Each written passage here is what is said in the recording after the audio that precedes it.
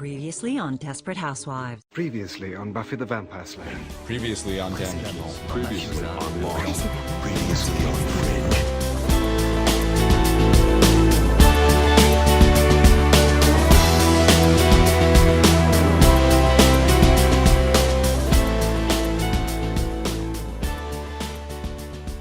Alors je vous propose maintenant de passer au dernier sergent, enfin. Ça a été une longue introduction. J'avais d'autres questions sur Go Comics, sur comment vous vous êtes lancé dans cette œuvre d'autobiographie, mais je laisserai ça pour un peu plus tard si on a le temps. Alors, donc on va passer au dernier sergent, donc qui est le premier tome du nouveau cycle. Ouais. Je vais en profiter pour raconter un petit peu ce que ça raconte, votre vie, j'allais dire, entre guillemets, ce que ça raconte les tomes. J'ai commencé par les 4 premiers tomes.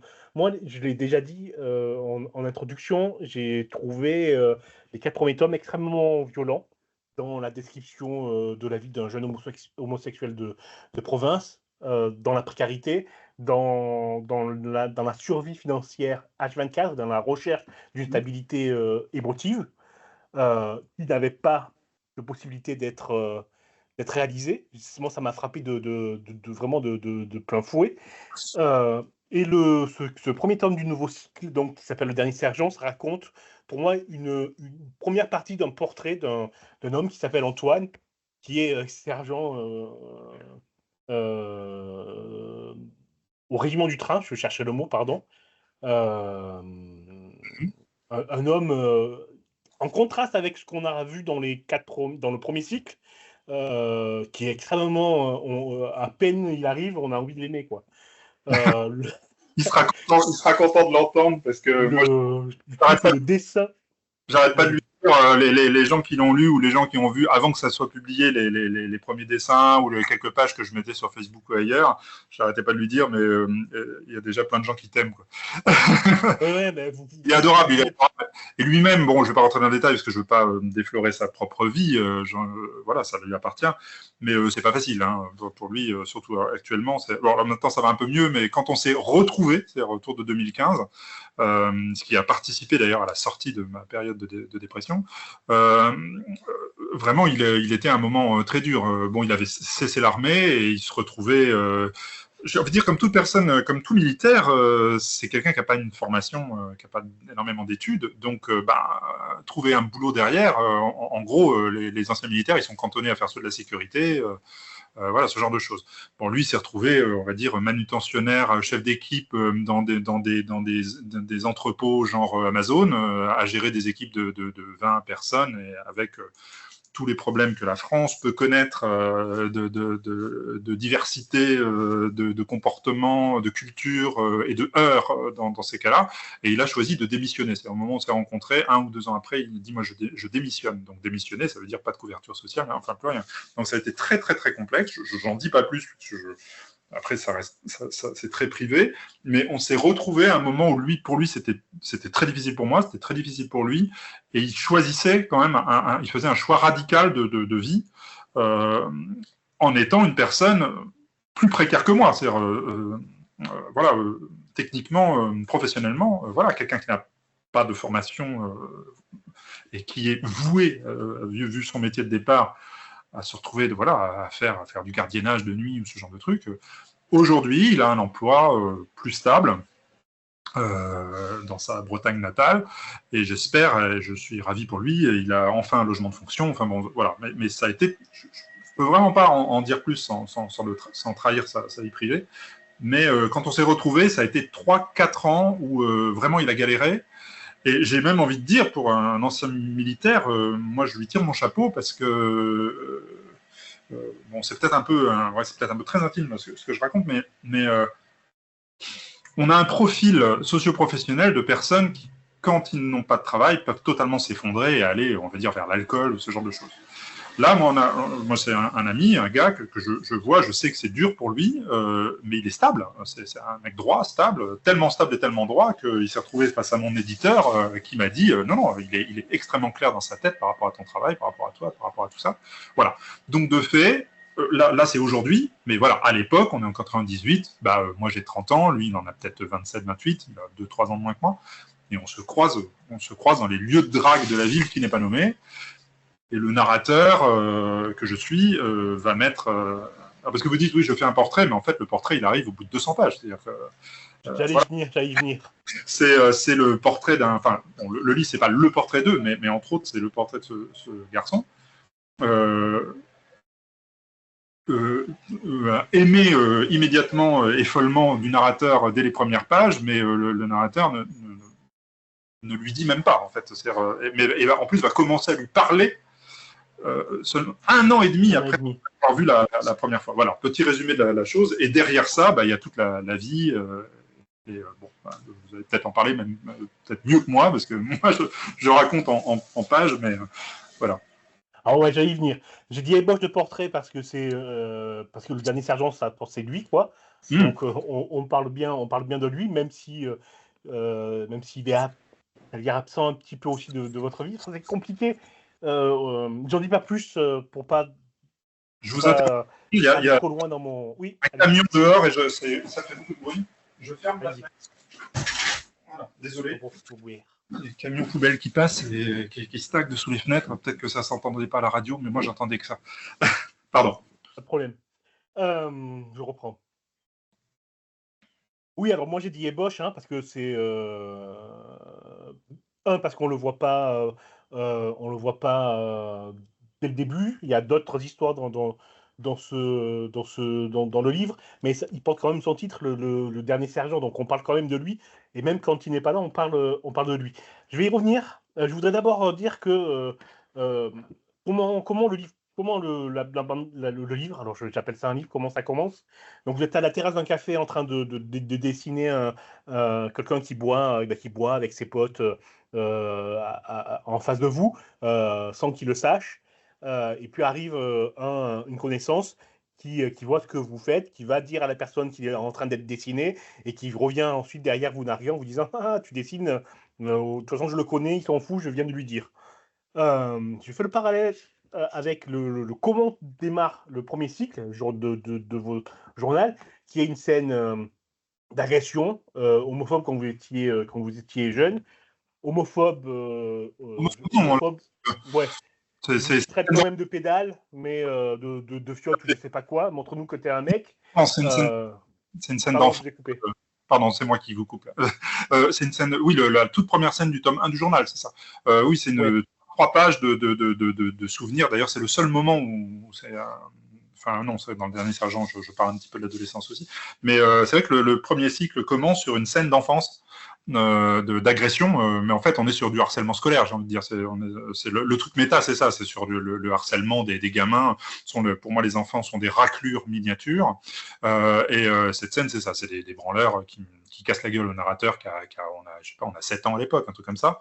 Et effectivement, je me souviens plus trop, j'ai pas les pages devant moi, mais je sais pas si effectivement ils disent tapette ou un truc comme ça, mais c'est l'insulte générique encore aujourd'hui. Et c'est homophobe, tout à fait, c'est clair. Mais à l'époque, on n'en parle même pas. Le mot homophobie n'existe même pas. Donc, de toute façon, voilà. Mais on est sur un truc, on va dire, voilà, du masculinisme, de la construction du petit mec quand il est enfant. Si on est faible et fragile, on est une tapette. Il faut être fort, il faut être ci, il faut être là. Et c'est repris aujourd'hui par toute une culture, la construction du bonhomme, être un bonhomme, effectivement. Ça n'a pas changé, ça n'a pas bougé. Là-dessus, les féministes ont tout à fait raison. Et il y a un parallèle entre la lutte LGBT, évidemment, et le féminisme à faire là-dessus, sur la construction de la masculinité toxique. Et c'est vrai que le tome 1 commence effectivement là-dessus. Mais initialement, c'est une scène d'agression méta. Enfin, c'est une scène d'agression de gamin. C'est-à-dire, c'est la guerre des boutons, quoi. Oui. Mais pour moi, c'est exactement. Non, voilà. Enfin, je précisais juste ça. Pas de souci. Mais pour moi, c'est la même violence en fait qui est décrite. Vous démarrez votre nouveau cycle par exactement la même violence. Ça me fait plaisir de dire ça. Ça me fait vraiment plaisir. Il n'y a aucune. Vous êtes le premier à le dire et je suis ravi que vous l'ayez vu. Vous êtes le premier, du moins peut-être d'autres gens l'ont vu, j'espère, mais vous êtes le premier à me le dire. La première scène du dernier sergent, c'est la même que la première scène du journal, effectivement. Exactement, c'est dans la continuité. Pour moi, c'était vraiment la violence. Vous avez affaire dans le dernier sergent au redresseur de tort, un gars qui qui préjuge vos intentions, qui sait mieux que vous ce que vous faites et ce que vous devez faire en plus, comme le font les petits gars de 7 ans. C'est la continuité vraiment, le parallèle de l'enfance et de l'adulte. On n'en sort pas, quoi. On On sort sort pas de cette violence et elle est toujours là, quoi. Ça se passe en 98, mais ça se passe en 2024, ce serait la même chose. Puis la scène de l'enfance, du coup, elle se passe plutôt en 73 ou un truc comme ça. Oui, j'étais resté sur le dernier sergent, là, du coup. Oui, tout à fait, oui. Ouais. Non, ça n'a pas bougé, ça n'a pas changé. J'ai même envie de dire, mais bon, là, ça serait encore un autre sujet. Elle s'est empirée, même aujourd'hui. Oui. J'ai 55 ans, je me sens dans la rue toujours aussi intranquille. Pour être gentil, je me sens toujours aussi intranquille que le gamin que j'étais quand j'avais 7 ans. Il y a cette période où quand on est enfant, on se dit quand je serai grand, avec cette idée que les problèmes vont se résoudre et que de toute façon voilà, on va être adulte. Puis aujourd'hui, bon bah voilà, au moins j'ai une grande gueule, c'est-à-dire je peux réagir, mais je suis toujours gaulé comme une allumette et je sais absolument pas me battre. Si avec ma grande gueule, je peux arriver à mettre à distance un petit peu des débuts de violence. Mais le gars en face, on va dire avec 97% de chance, bah, ça permet d'éviter le conflit. Mais les 3% restants, le mec il regarde, il voit qu'il a en face de lui une fiotte, s'il décide de me foutre sur la gueule, je suis par terre, c'est mort, et je chiale ma mère en position fétale. Hein. C'est voilà. Hein. Donc là-dessus, les connards survivalistes d'extrême droite, hélas, n'ont pas tort quand ils disent bah, faut apprendre à se battre. C'est la masculinité toxique totale, hein, ce genre de comportement et de défense, de vouloir s'armer et de se barricader dans sa maison avec des réserves pour la guerre atomique façon Mad Max. C'est complètement. Mais hélas, il y a une réalité profonde. Alors je devance un peu, mais je le dis dans le dernier sergent à la fin, le dernier chapitre, il y a un chapitre qui est titré. La culture, ni la culture, je crois, ni la culture ni l'amour ne sauvent de la violence ou un truc comme ça. C'est une réalité. Je me suis bâti, et on est nombreux à se bâtir dans ce secteur tertiaire artistique, à penser que la discussion, la dialectique va permettre de faire qu'on va avancer vers un monde meilleur, de gauche et utopique. Mais vous êtes dans la rue, un type débarque et décide de vous foutre son poing à travers la gueule, c'est terminé, ça s'arrête là. C'est lui qui gagne. La société entière aura beau lui dire que c'est pas bien la violence et que ça résout pas les problèmes, il en a rien à foutre. Et de plus en plus. Donc derrière, évidemment, l'homophobie, c'est-à-dire la construction de la masculinité via le bonhomme, la fameuse culture du bonhomme, le mansplaining, se montrer, être toujours agressif, être toujours là, quoi, qu'est-ce que t'as en permanence, quand on regarde, juste quand on effleure quelqu'un. La question du regard, c'est terrible, ça rejoint la question du droit à l'image, hein, mais moi, autrefois, même gamin, que je sus que j'étais homosexuel ou pas, qu'importe, mais on pouvait quand même regarder, sans forcément fixer, mais croiser quelqu'un dans la rue et le regarder sans être agressé.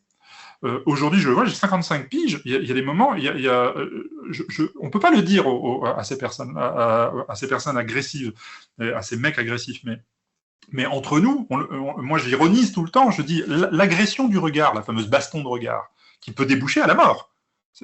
Aujourd'hui, quand vous interrogez des gens qui sont un petit peu, on va dire, font des professions de contact, ils vous le disent, la violence c'est compliqué, ça a augmenté, pas augmenté, bon, on ne sait pas trop, mais en tout cas, l'irruption de l'escalade véloce de la violence est beaucoup plus brève et beaucoup plus rapide. C'est-à-dire qu'aujourd'hui, vous prenez vraiment un coup de couteau pour rien, pour un regard. C'est terrible. Moi, je le sens chaque jour, parce que je le sens en tant que fiotte intrinsèque, j'ai toujours eu cette intranquillité totale, c'est-à-dire que quand je suis dans la rue, je suis une proie. J'ai développé tout un tas de stratégies pour ne pas trop montrer ma peur, hein, puisqu'on n'arrête pas de dire les animaux, de toute façon, ils sentent la peur, etc., ce qui est en partie vrai, mais pas complètement non plus. J'ai développé des stratégies, mais ça a vraiment augmenté. Je le vois, je le sens, je le sais, c'est beaucoup plus violent aujourd'hui. C'est-à-dire que toutes mes stratégies de défense que je n'avais pas à l'époque, je pouvais encore passer à travers les gouttes. Aujourd'hui, je passe à travers les gouttes, mais avec un système de défense 10 fois plus développé. En étant un mec adulte, c'est-à-dire en ayant une gueule de daron, quoi. Je me retrouve face à des petits jeunes à la con qui sont en bande et il est 1h du matin. Je vais faire mon vieux con, mais c'est zéro respect, tutoiement direct, qu'est-ce que t'as à me regarder et tout. Je te regarde pas, je suis en train de passer dans la rue, si tu veux, stop, quoi, on arrête là. Et j'ironise tout le temps en disant l'agression du regard, c'est quoi? C'est quoi? C'est 0,7 secondes ou 0,2 secondes? voyez, le regard, l'échange de regard entre personnes. L'agression arrive à quel moment? Voilà. J'ironise, mais en fait, non. Des fois, je dis, c'est ça, c'est quoi? C'est 0,2 ou 0,7 secondes? Le moment où l'autre va considérer que c'est une agression. Vous vous rendez compte? 0,2, 0,7 secondes. C'est pas 5 secondes à fixer quelqu'un. C'est entre 0,2 et 0,7. Et en fait, on est plus proche de 0,2. 0,2 secondes à effrayer quelqu'un du regard dans la rue pour aller potentiellement à la mort, quoi. Il va péter un plomb un jour et il va sortir un couteau ou à bout d'un mauvais geste vous foutre sur le carreau et d'une mauvaise chute vous péter la nuque façon American History X sur le trottoir. On en est là. Oui, et c'est très vrai dans le métro. Vous levez la tête et vous balayez d'un coup, vous balayez qui est dans le métro. Si vous chopez le regard de quelqu'un, il le prend mal, quoi. Ouais, c'est vraiment bizarre. Alors imaginez, tout ça est corrélé au droit à l'image. Hein. Vous imaginez aujourd'hui dessiner de manière réaliste quelqu'un alors qu'on ne peut même pas l'effleurer du regard de 0,2 secondes. Ça donne la scène du roteur dans le Dernier Sergent, hein, le gars qui passe. Alors petite anecdote qui me fait plaisir, c'est que si je mets cette scène en scène, c'est parce que le mec, je vais finir par me le taper. Victoire. Mais en plus, je dis, ressemble physiquement à l'agresseur dans le bar. Enfin bon, c'est très très compliqué. Mais bon, là, j'ai un peu dévié, je pars un peu dans tous les sens, veuillez m'excuser. Mais je vous remercie d'avoir fait un parallèle entre cette première scène du Dernier Sergent et la première scène du tome 1. J'espère que vous n'êtes pas le seul à avoir vu, mais en tout cas, à en parler, à le dire. Pour moi, oui, il y a un continuum. Il y a un continuum de violence. Oui. Et alors, la phrase, pour la parenthèse, la phrase, c'est la culture ni l'art ni l'amour, rien ne sauve de la violence. C'est page 386, je l'avais noté parce qu'elle m'a frappé, sans mauvais jeu de mots, vous m'excuserez. Je la trouve vraiment forte, cette phrase. Et pour conclure ce que je disais, pour moi, vraiment, votre œuvre, j'espère que vous le prendrez pas mal, mais tout ce que vous avez créé actuellement, pour moi, c'est la continuité de la violence de la société. C'est la violence, la même violence, quel que soit notre âge, quel que soit l'âge, c'est la même violence de la société envers les pas comme nous. Et les pas comme nous, entre guillemets, c'est le blanc, bien blanc, hétérosexuel, marié, avec un enfant si possible. Et tout ce qui sort de ce cadre-là, et avec un emploi bien sûr, tout ce qui sort de ce cadre-là, ça a massacré, quoi. Et moi, quand j'avais lu vos quatre journaux à l'adolescence, c'est ça qui m'avait frappé, quoi, de voir mon avenir. Alors là, je vais loin, mais parce que j'étais déjà bloqué à l'époque, mais de voir que ça n'allait pas s'arranger, quoi. Ça n'allait pas s'arranger. Vous l'avez lu adolescent, à quel âge, du coup, une petite digression? Je me rajeunis, j'avais 20 ans en fait, 20, 22, mais j'étais déjà, j'étais précaire moi aussi à l'époque, etc. Ça m'avait vraiment, la lecture de votre travail m'avait vraiment, vraiment marqué. Bah, merci. Ouais, Merci donc, beaucoup. c'était la violence, quoi. Je vous ai coupé, allez-y. Non, du tout, je parle beaucoup, mais non, je vous remercie vraiment parce que il est parfois difficile. Alors, je sais qu'aujourd'hui, bon, oui, il y a quand même une certaine reconnaissance de ce travail et aussi de ce que vous dites. C'est-à-dire, les gens, les critiques ou journalistes commencent quand même un petit peu à décoller la pulpe du fond par rapport à mon travail et à ne Bon, j'ai été longtemps lu comme étant, voilà, c'était autobiographie du petit homosexuel avec son petit cœur fragile qui souffre dans son petit cœur, etc. Bon, bref. Et alors que y a un peu autre chose, c'est-à-dire le petit homosexuel à la con, il essaye d'analyser quand même un petit peu ce qui lui arrive et le pourquoi de ce qui lui arrive. Donc l'essentiel du travail, effectivement, il est de cet ordre-là. Et heureusement, aujourd'hui, j'espère, bon, il faudra une vie peut-être complète, hein, de fait, et peut-être après ma mort, si tout ça ne disparaît pas dans les flammes, pour qu'on puisse enfin dire, voilà, c'est un travail social, quoi. Enfin, c'est un travail de description. Je prends mon exemple, c'est-à-dire je me prends comme objet de départ, je me prends comme caméra qui souffre, on va dire, mais je parle pas de moi. En fait, je me prends parce que j'ai personne d'autre sous la main pour faire mon analyse sociale, on va dire, mais l'ensemble du travail, oui, c'est cette violence, c'est effectivement, enfin, le continuum de la violence, quoi. C'est-à-dire la violence sociale, économique, juridique, légaliste, ou la violence physique, masculiniste et compagnie, c'est la même. Il y a un continuum. Bon, là j'affirme quelque chose. Je ne sais pas si mon travail le dit. Il y a des gens qui le voient pas du tout, et qui continue à voir les histoires d'amour à la con, du petit homosexuel qui souffre et qui n'arrive pas à se taper les mecs. Mais tout ça, de toute façon, pour moi, c'est la même violence. C'est-à-dire le refus, dans le tome 3, quand j'essaie d'analyser alors c'est pas le refus de Dominique, forcément, mais quand vous êtes dans une minuscule ville, à la fin des années 90, en gros, le choix de bonbons, pour faire simple, le choix de bonbons, il est quand même pas énorme, que par malheur, de fait, vous tombez sur le mauvais bonbon, parce que ils sont majoritaires, les mauvais bonbons, tout simplement, et qu'on vous dit, non, mais je dis non, parce que c'est comme ça, quoi, c'est normal, je suis pas homo. Oui, mais ok, mais comment dire, ce que je mets dans le dernier sergent, j'ai mis 25 ans à le formuler. Moi, je pars un peu dans tous les sens, c'est un peu n'importe quoi ce que je suis en train de raconter, veuillez m'excuser, je vais essayer d'être plus clair. Dans le dernier sergent, à un moment donné, je dis l'espace que nous, homosexuels, mâles, alors en plus lesbiennes, c'était, et c'est encore pire, l'espace qui nous est dévolu pour nous rencontrer, pour rendre la chose possible, c'est-à-dire pour l'expurger des possibilités de malentendus. Donc, on est obligé d'éliminer les hétérosexuels, donc c'est compliqué. Donc, on est obligé de créer des lieux spécifiques, que d'aucuns appelleront ghetto. Mais on ne peut pas faire autrement. On a été obligé de créer des bars, des cruisings et des saunas. Voilà. Et quand on fait le compte, c'est ce que j'ai résumé à un moment donné, ça donne 3 ou 4 hectares par préfecture. Donc par département. Par département, pour que nous ayons, nous, homosexuels mâles, la même possibilité mathématique de se prendre les mêmes râteaux, pas les mêmes chances, je dis bien les mêmes râteaux qu'une personne hétérosexuelle, c'est dans 3 hectares que ça se passe par préfecture. Le reste, autour de ces 3 hectares, c'est ce qu'on appelle l'espace hétérocentré et hétéronormé. En dehors de ces espaces-là, moi, et encore aujourd'hui, j'abandonne ma sexualité. Je l'abandonne totalement. Quand je suis dans la rue, alors j'ai des désirs, je vois des mecs qui me font fantasmer, toujours aujourd'hui, évidemment, je ferme ma mouille, je dis rien, je ne laisse rien transparaître de moi. Alors on va dire, oui, mais aujourd'hui, ça a changé, ça a évolué, etc. Oui, peut-être pour des jeunes de 15 ans, à cheveux violets, qui vont avoir un petit peu plus d'assurance de ce côté-là, et encore, je leur souhaite bonne chance pour les années à venir, et surtout le vote qui nous arrive, là. N'est-ce pas? Donc, bonne chance, les gars et les filles. Je pense que ça va pas être simple, mais moi, j'abandonne. C'est-à-dire, on peut pas rendre la vue à un aveugle de naissance en disant maintenant ça va bien, quoi, ça va bien aller.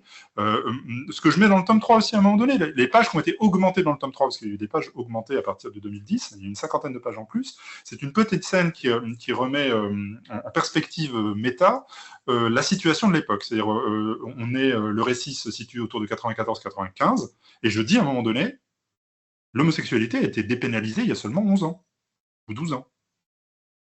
Dépénalisée. Avant, c'était un crime, ou un délit. C'était un délit.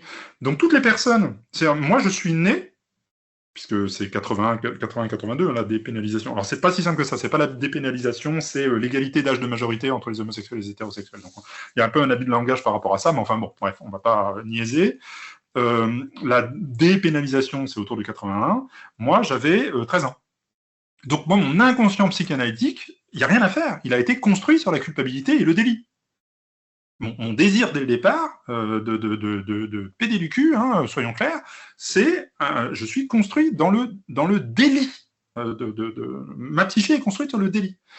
Donc après, il y a tous les homophobes intellectuels qui vont dire un homosexuel est fondamentalement un menteur. Il dissimule tout le temps. Ben oui. Quand vous avez entièrement votre psyché qui a été construite sur la dissimulation, parce que sinon vous vous faites péter la gueule ou vous êtes exclu de votre famille et de votre milieu social, au mieux vous vous taisez et au pire vous mentez.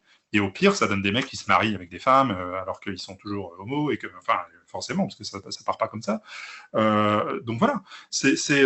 Et aujourd'hui, j'ai envie de dire, ça n'a pas vraiment fondamentalement changé, puisque comme on a un retour ou une progression d'un masculinisme toxique absolument immonde qui se remet en place, on va dire l'oppression s'est déplacée et a augmenté.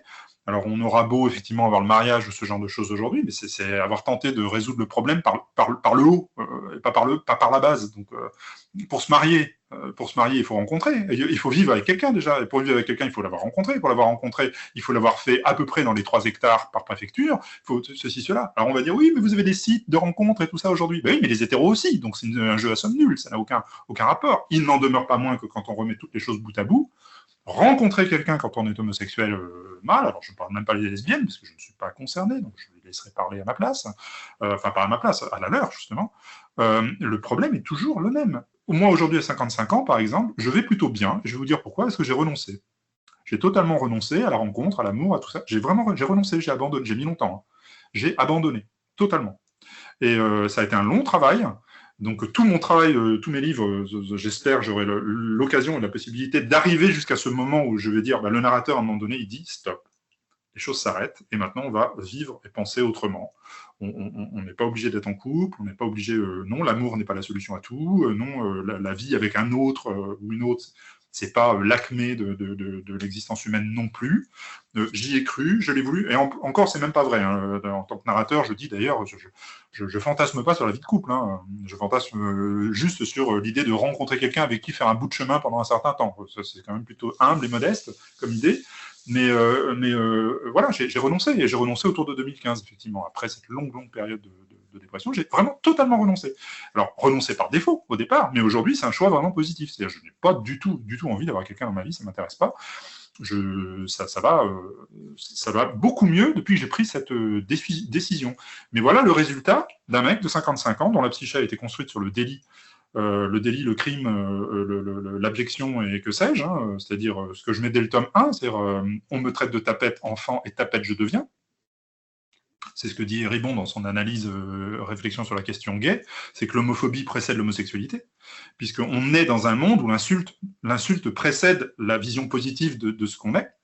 Donc on entre dans un monde où on est déjà, notre identité se construit sur la péjoration, sur l'insulte et la péjoration, puisque tapette, pédé, tout ça, ce sont des insultes extrêmement violentes, et ce sont les insultes génériques aujourd'hui, hein. Toujours génériques. Hein. J'ai eu problème de voisinage récemment, toujours encore un peu, ce sont avec des jeunes blancs, hein, tout à fait bourgeois et tout ça, leurs insultes entre eux, c'est pédé tapette. Ce n'est pas N-word ou B-word pour hein, ils ne s'insultent pas, tout de suite, ils sauraient que c'est extrêmement discriminant et insultant de traiter son camarade de sale N-word, ou qu'il soit noir ou pas, hein, au demeurant, hein, espèce de sale, Par contre, pédé tapette, en 2024, dans la rue, je l'entends en permanence. Oui. Permanence. Et puis, et derrière ça, c'est être un bonhomme. Donc on en est toujours là. Ça n'a absolument pas changé. Tout le monde s'en fout des insultes, pédé, etc. Alors, enfin, surtout les hétéros, on va dire. Là, je serais nuancé là-dessus, parce que moi, je parle d'homophobie, mais je n'essentialise pas l'autre par rapport à ça. Okay. C'est parce qu'il y a de l'homophobie chez les homos, voilà. Puis la plupart de mes amis aujourd'hui sont plutôt hétéros, hein, et j'ai aucun problème avec eux. Il y a aucun. Voilà, aucun. Mais on est dans un monde toujours majoritairement hétérocentré, et l'homophobie est toujours là, prégnante et tout. Mais je ne vais pas essentialiser, je ne vais pas accuser les hétéros. Ça, je suis plus nuancé. C'était pas non plus le sens de ma remarque. Hein.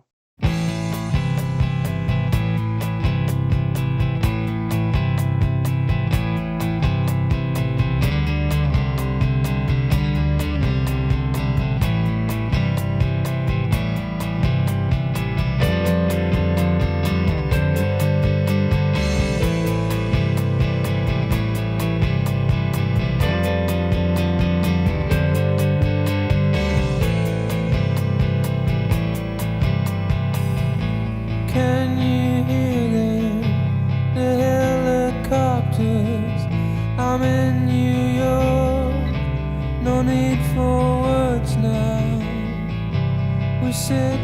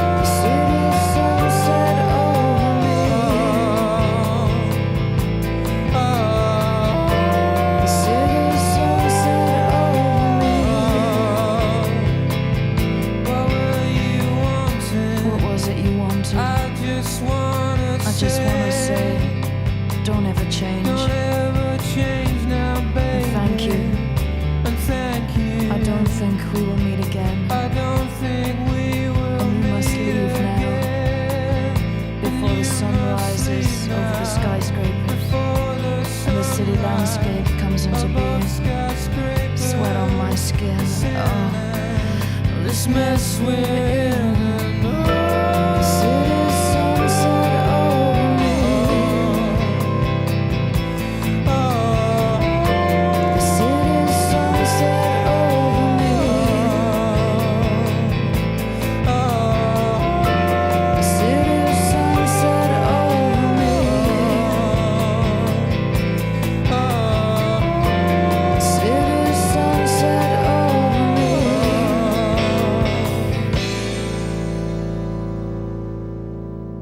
Il y a quelque chose que j'ai trouvé dans ce premier tome, donc le dernier sergent. J'ai trouvé que, alors deux choses. Un, que le dessin est plus abouti, on va dire. Alors, je ne sais pas si vous allez bien le prendre, mais je trouve que il y a beaucoup plus de détails par rapport à ma lecture des du premier cycle.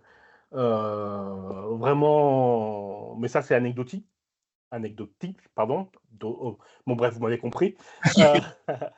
Et le deuxième truc quand même qui me semble important et qui m'a bien frappé aussi, c'est que j'ai l'impression qu'avec ce tome, vous appuyez beaucoup plus sur les thèmes du premier cycle, notamment sur la précarité, sur le mépris de classe, sur la solitude, et quelque chose de nouveau.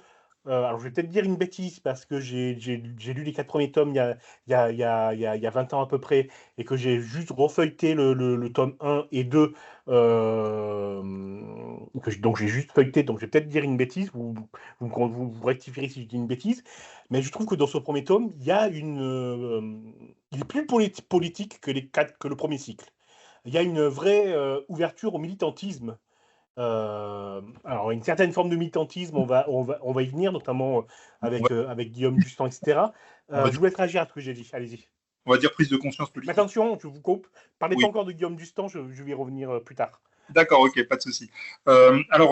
Plusieurs choses. Alors, merci de dire que ça a évolué, mais après, j'ai envie de dire, c'est heureusement. Il y a quand même un gap de 20 ans. Donc de ce côté-là, même si je me suis jamais arrêté de dessiner, l'essentiel des pages du dernier sergent, elles ont été dessinées à partir de 2020.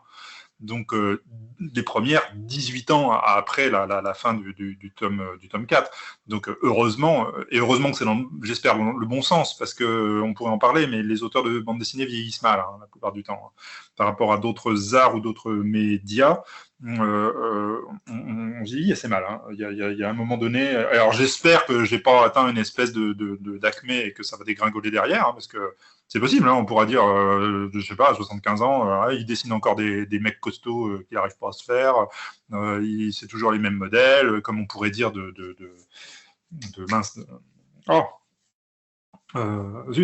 Manara, qui est un immense dessinateur. Au demeurant, mais on peut toujours lui faire la petite critique. Il dessine toujours à Gianni ou que sais-je. Bon, voilà. Mais en fait, c'est un mauvais exemple parce que lui, il vieillit très bien, justement. Mais les auteurs de BD, ça vieillit plutôt mal. Alors, je pense que c'est lié à l'aspect socioculturel. On est downer middle class la plupart du temps, les auteurs de bande dessinée. Et on est plutôt un milieu culturel qui se beaufise avec l'âge. Je suis très méchant ce que je dis, mais il y a quand même quelque chose de cet ordre-là. Ne serait-ce que physiquement, je ne veux pas être méchant, mais voilà, on arrive vite au profil de la bière, la pizza, ce genre de choses assez rapidement, et ça donne des profils à maladie cardiovasculaire. Bon, j'ironise, mais quelque chose de cet ordre-là.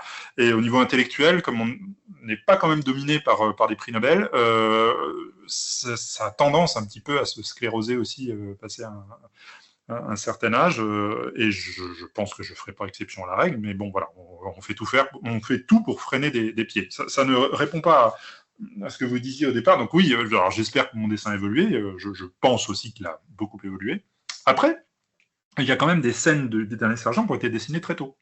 Et notamment toutes les scènes avec Antoine. On va dire il y a 3 scènes majeures avec Antoine, donc qui arrivent à peu près à la moitié du livre. Donc la rencontre vraiment officielle, enfin le moment où le narrateur décide de lui parler, c'est vraiment quasiment page 200, ou 197 ou un truc comme ça. Et donc vraiment à la moitié du livre, qui en fait 400 et quelques. Et il y a 3 scènes majeures, et la scène de la rencontre, elle a été dessinée quasiment à l'époque. C'est-à-dire au moment où j'ai fini par avoir des photographies du du gars. Donc les photos, elles sont en 2002, et en fait, je spoil, mais c'est la fin du cycle, c'est à la fin, le 4e tome, c'est en gros, et j'obtiens les prises de photographie qui vont me permettre de raconter l'histoire que vous avez vue depuis 4 tomes. Donc, je ne sais plus quand est-ce que je les ai dessinés, mais en tout cas, juste après 2002 et peut-être en 2004, quelque chose comme ça. Donc ça, il y a des scènes. Alors après, il y a toutes les premières pages. Alors sauf la scène du bar, de la terrasse, avec le fâcheux qui vient m'empêcher de respirer en disant que je dessine son pote et tout ça. Là aussi, je ferai une petite rectif, mais j'y reviendrai. Mais il y a, on va dire, 60 pages du début, à partir de la page peut-être 30 ou 40, jusqu'à la page, je ne l'ai pas sous le nez, mais jusqu'à la page 80 ou 90 par là, elles ont été dessinées très tôt. Hein. Elles ont été déjà dessinées autour de 2003-2004 par là, et la scène de rencontre avec Antoine, la scène dans le bar, pas la scène d'agression, hein, la scène dans le bar, on va dire entre mots, là, où on déconne, le truc vraiment très Ralph Koenig, les homos qui parlent entre eux en se traitant de salope et tout ça, et de connasses, enfin bref. Cette scène-là était déjà dessinée à l'époque, et la petite scène où j'offre le tome 3 à Antoine, donc vers la fin. Alors, je corrige, si j'ose dire, parce que la première scène, je l'ai corrigée, parce que il y avait quand même les dessins passaient plus, mais ça allait à peu près. C'est-à-dire ce long plan fixe sur le sergent à travers la vitre de sa voiture, sur le rempart, où le narrateur, donc moi, se pèle les miches en espérant qu'il va accepter de le faire entrer dans la voiture, et en fait non.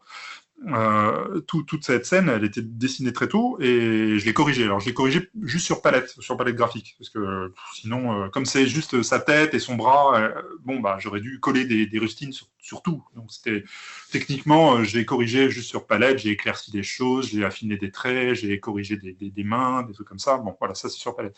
La scène du bar, je l'ai entièrement redessinée. Elle, par contre, donc de fait, je mens, elle a été dessinée en même temps que les autres, au bout du compte. Enfin, en même temps que les pages récentes, c'est-à-dire la quasi-totalité du livre. J'ai redessiné la scène parce que là, pareil, c'était trop de corrections, et notamment sur des personnages, des filles, pardon, je peux dire des personnages secondaires, le patron du bar, celui qu'on appelle comme des homos perfides que nous sommes, comme dans la chanson d'Aznavour, mouillé d'acide, etc., qu'on appelle la momie, le pauvre gars, d'ailleurs, qui était une figure assez odieuse au demeurant, mais bon, bref, toutes ces caricatures-là, caricatures homo, le mot très, très efféminé, qui en fait des tonnes et tout, qui fait vraiment partie de la culture homo, hein, il n'y a aucun souci avec ça, mais lui, il était vraiment, vraiment très, très, très, très, très mal dessiné à l'origine. En gros, on sentait même que je dessinais vraiment, il n'y avait pas d'amour dans la façon que j'avais de le dessiner. Je ne pense pas qu'il y en ait tellement plus aujourd'hui, mais je ne peux pas laisser passer ça. Vraiment, au niveau dessin, c'était très faible.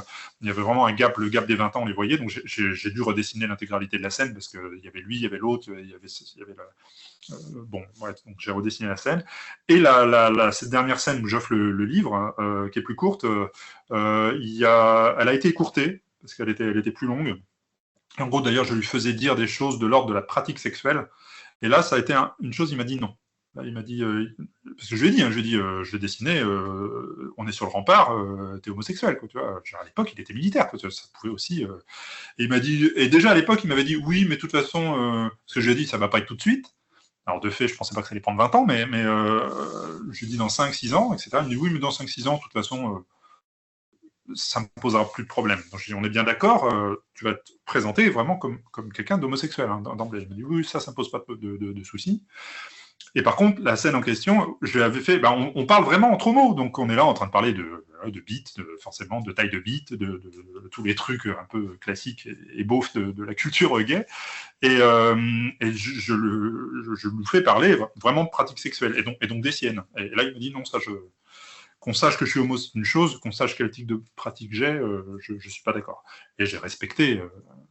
j'ai respecté ça, en lapsus, j'ai ôté cette partie-là, et en même temps, j'ai adjoint le moment où je donne le livre, parce que dans la scène initiale, c'était vraiment une scène comme ça, sur le rempart, on est juste en train de parler, et en fait, cette scène-là, je l'ai courte, et j'ai ajouté ce moment où ce qui est vrai, hein, à l'époque, je lui ai offert le livre au moment de la parution, le moment où je le livre. Mais ces 3 scènes-là, initialement, elles étaient déjà dessinées il y a quasiment 20 ans. Plus et 60 pages là vers le début, comme je disais. Et j'ai fait quasiment pas de correction, d'ailleurs, les premières pages dont je parle, les 60 pages. je trouvais qu'elles en nécessitaient pas trop. Alors c'est la scène avec ma sœur à l'hôpital, ce genre de choses. Alors j'ai fait des corrections sur Palette, j'ai fait des corrections sur Rustin, mais bon. Mais 85% du livre a été dessiné à partir de 2020, donc à partir de la pandémie, quoi, en gros. Et ça a pris à peu près 4 ans, on va dire 100 pages par an à réaliser. Oui, alors moi, il y a 2 scènes qui m'ont marqué. Je continue ce que vous étiez en train de dire. Vous allez voir le rapport. Il y a 2 scènes qui m'ont marqué dans ce premier tome, Le Dernier Sergent. Outre la scène de l'agression, on y reviendra un peu plus tard, c'est la scène de la première rencontre avec Antoine, parce que je la trouve forte. C'est vraiment une scène qui m'a touché, parce que après lui avoir parlé, vous enchaînez 3-4 pages de aucune parole, aucun personnage, que du j'allais dire du figuratif, votre trajet jusqu'à chez vous, j'imagine. Donc on voit des arbres, des remparts, des escaliers, etc. Et je trouve ça fort, parce que c'est, sans le dire, c'est un sentiment qu'on a tous connu, hétéro ou pas. C'est-à-dire que quand on apparaît à la personne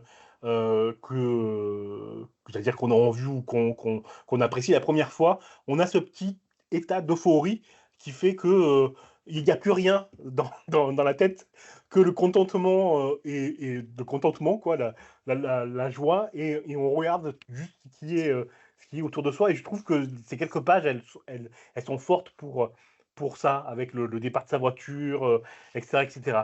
Alors peut-être que j'extrapole ce que vous avez voulu dire, mais moi j'ai vraiment ressenti ça comme ça, il y a plus de la joie, quoi, toute simple, du trajet, du retour, après avoir parlé à Antoine.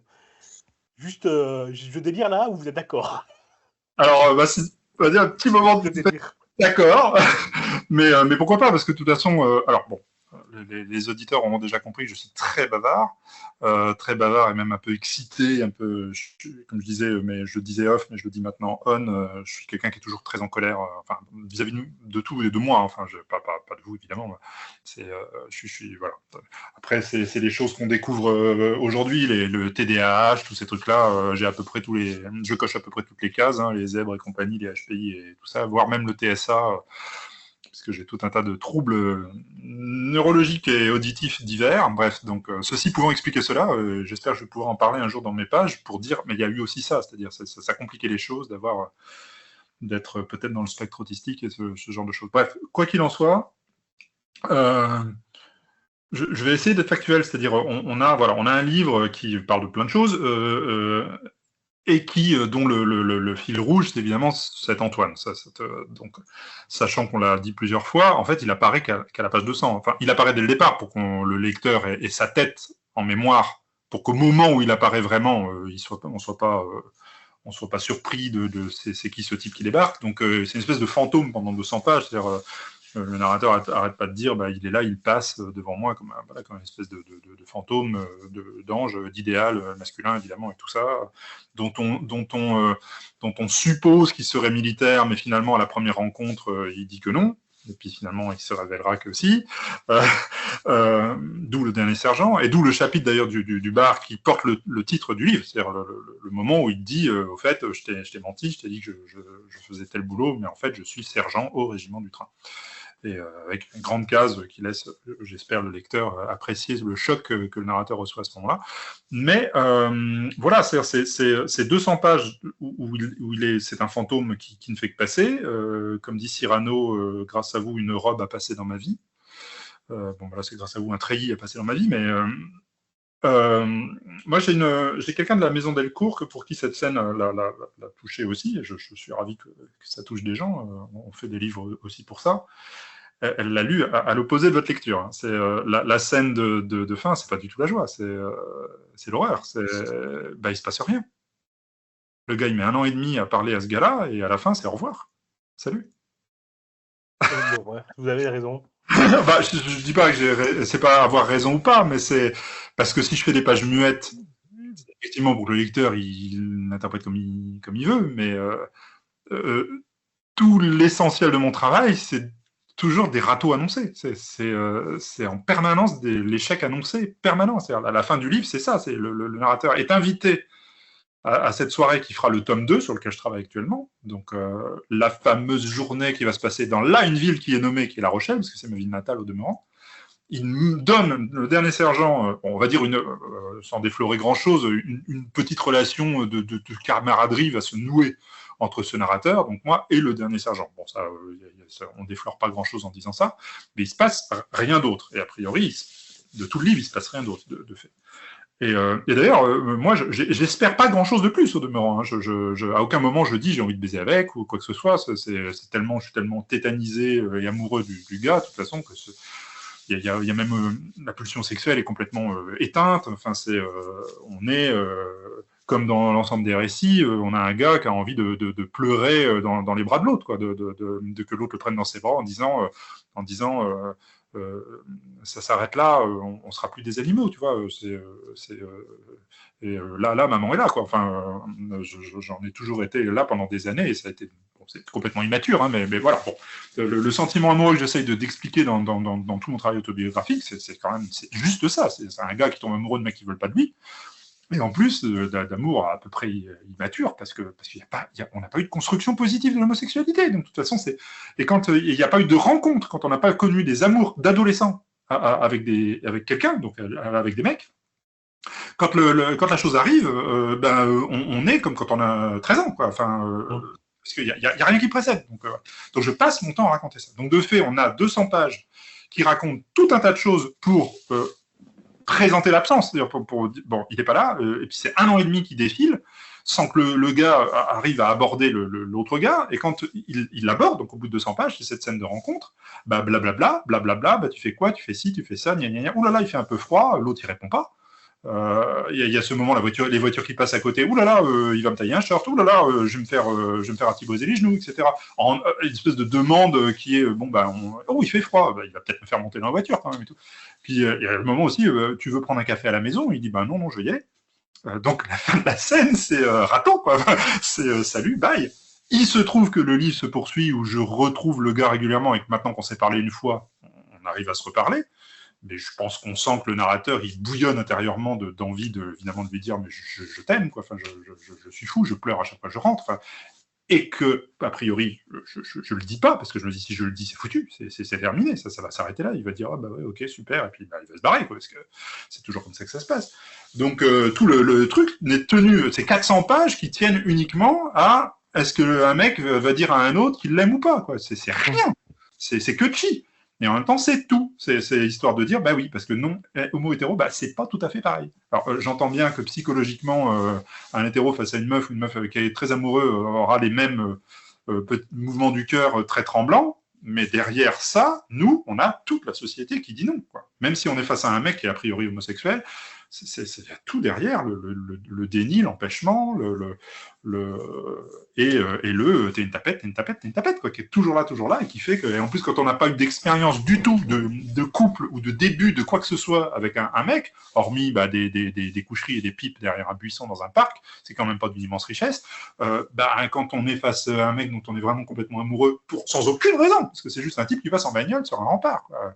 Il y a plein de gens qui vont dire, c'est complètement ridicule. Alors, je veux dire, Ralph Koenig, il en parle aussi. Il dit à un moment donné, dans Couilles de taureau, il y a une espèce d'écho, là, bizarre. Oui, je sais pas pourquoi. Ah, c'est étrange. Non, mais là, ça s'est arrêté.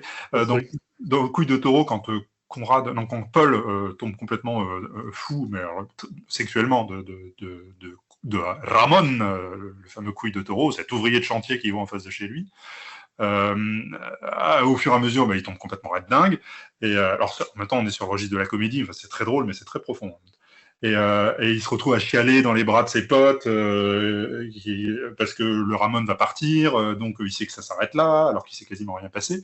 Et il y a un de ses potes qui lui dit, il y en a un qui dit non mais c'est ridicule, il s'est rien passé, quoi, donc va falloir passer à autre chose, tu vois, il n'y a rien eu. Et puis il y en a un qui répond oui. Vous vous êtes vu à travers une fenêtre, il t'a juste pissé quasiment sur les godasses, il dit c'est largement suffisant pour tomber amoureux. Et j'ai l'ancien directeur du CNBDI, donc aujourd'hui qu'on appelle la Cité, donc André Marc Deloc-Fourcault de l'époque, donc quand il était directeur pendant 10 ans, autour de 2005 par là. Il m'avait dit, après qu'on soit allé ensemble à un festival La Comitia à Moscou, puisque lui était de famille russe, en revenant et en faisant un peu le bilan de ce festival, et j'étais passé à Saint-Pétersbourg, et il m'avait fait un plan, parce qu'il n'avait pas pu m'accompagner pour visiter la ville de nuit. On était au moment de ce qu'on appelle les nuits blanches, c'est-à-dire au mois de mai, c'est-à-dire le soleil de minuit et tout ça. Donc il m'avait fait une espèce de plan de parcours amoureux, on va dire, de Saint-Pétersbourg. C'était vraiment splendide, pour dire, voilà, passez par là, et ensuite vous allez arriver là, je vous laisse la surprise d'eux, etc. Et c'était vraiment très bien. Et donc je lui ai fait le bilan en rentrant en France. Et puis, j'ai expliqué que j'avais quand même, malgré tout, réussi, à l'époque, c'était avant les lois de maintenant en Russie, on était en 2005. J'avais rencontré un mec dans l'unique boîte gay de toute la Russie qui était à Saint-Pétersbourg à ce moment-là. Puis, on avait quand même fait un petit quelque chose dans le bed and breakfast où j'étais hébergé à ce moment-là. On a une petite nuit ensemble. Donc, je raconte ça au directeur, et tout en disant, voilà, c'est une nuit, il n'y a rien. Et il m'avait répondu, mais il y a des nuits d'amour qui sont le résumé de toute une vie de relation avec quelqu'un. J'avais trouvé ça assez beau de sa part. Bon, je dévie un peu, mais on en est là, c'est-à-dire qu'il ne se passe rien, quoi. Il ne se passe absolument rien. Bon, la personne avec qui il se passe le plus de choses, c'est Stéphane dans le tome 1. Il y a 2 relations sexuelles. Bon, voilà. Après, on peut toujours gloser sur est-ce qu'une relation sexuelle, c'est l'aboutissement d'une relation, que sais-je, mais il se passe quelque chose. Avec Dominique, alors absolument rien, parce que, bon, de fait, le personnage est hétérosexuel, et après avoir, pendant 3-4 semaines, fait un petit peu de séduction pour tester ses capacités de séduction de mec, coupe court, en disant, bon, voilà, ça s'arrête là. Mais là, bon, de nouveau, c'est un mec homosexuel, mais il ne se passe rien. C'est 1 an et demi à rien lui dire, et puis après, voilà, il y a la rencontre sur le rempart, et le narrateur se dit, bon, qu'est-ce que je fais ? Est-ce que je lui dis ? Est-ce que je lui dis pas ? Tout le truc, c'est que ça. Tout le bouquin, c'est est-ce que je dis au gars ou pas si je suis amoureux ou pas de lui ? On pourrait dire, au niveau dramaturgique, c'est assez maigre. Il se passe que dalle, quoi. Et il y a plein de gens qui pourraient dire, et des critiques qui pourraient dire, il nous fait chier, encore sur 400 pages, juste parce qu'il n'arrive pas à dire à un mec qu'il est amoureux de lui. Bon, ça va, il faut se calmer. Bah, mais sauf que c'est tout ça. C'est tout ça. La violence, c'est tout ça.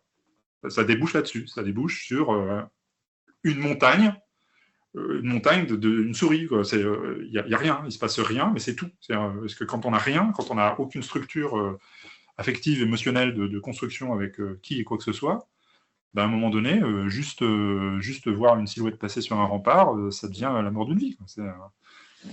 Il se trouve que l'histoire, on va dire, se termine plutôt bien, parce que c'est un ami aujourd'hui, il ne s'est rien passé entre nous, et il ne se passera jamais rien, et je ne souhaite pas qu'il se passe quelque chose de plus. Et qu'il m'autorise de faire cette histoire où il est dessiné en jouant son propre rôle, pour moi, c'est immense.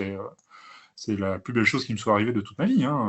La plus belle chose qui me soit arrivée de toute ma vie, c'est que j'ai un garçon qui a dit oui, j'accepte que tu sois dessiné dans un de mes livres. Voilà. Et vraiment, je suis très heureux de ça.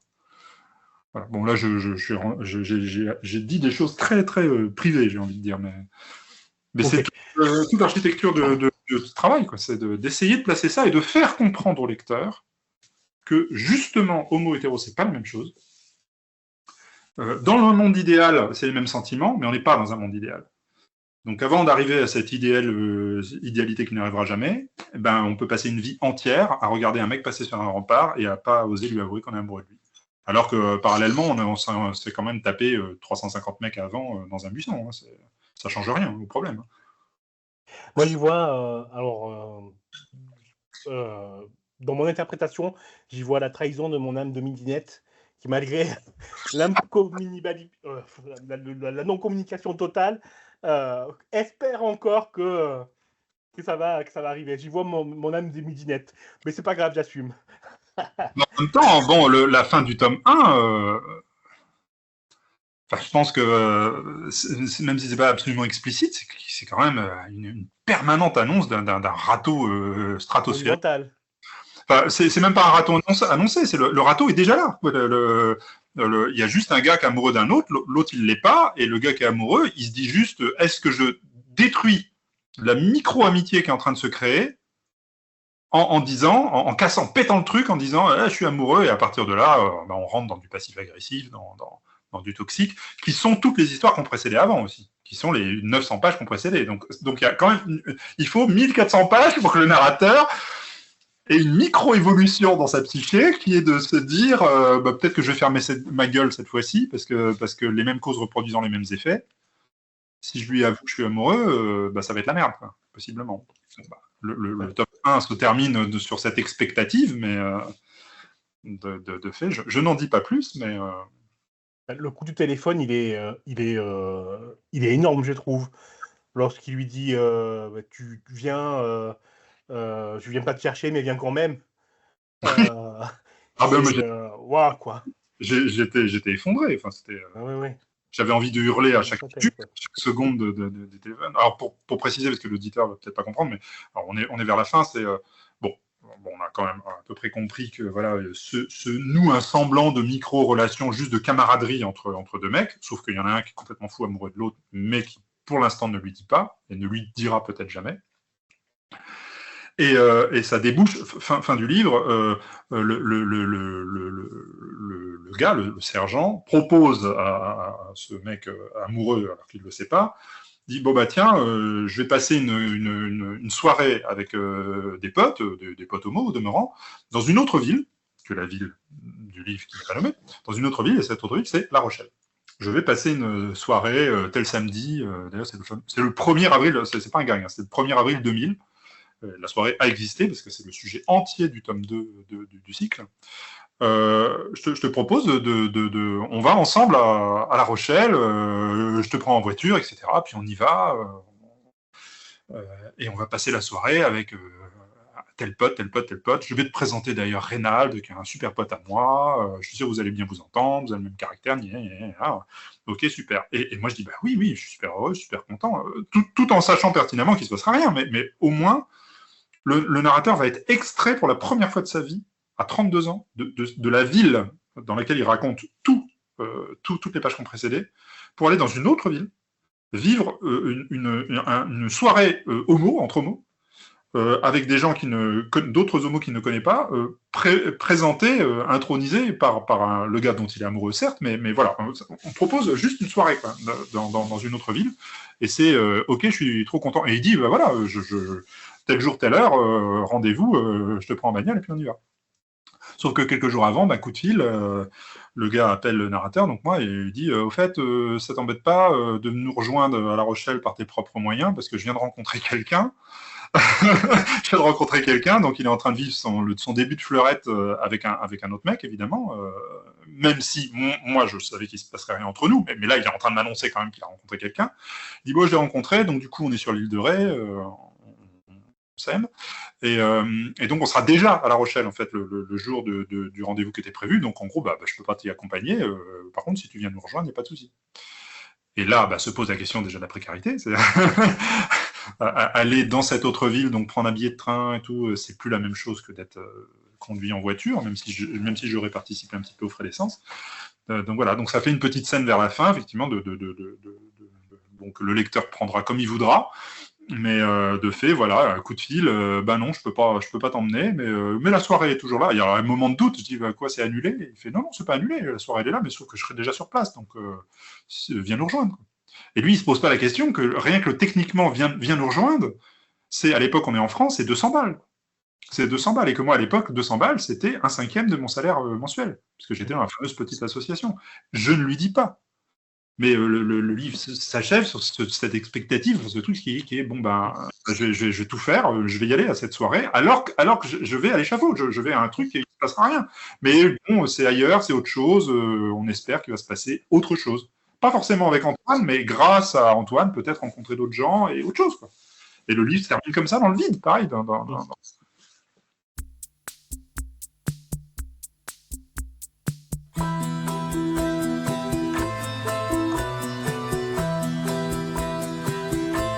La pluie venait du nord, le vent passait sous ma porte. Je comptais vivre fort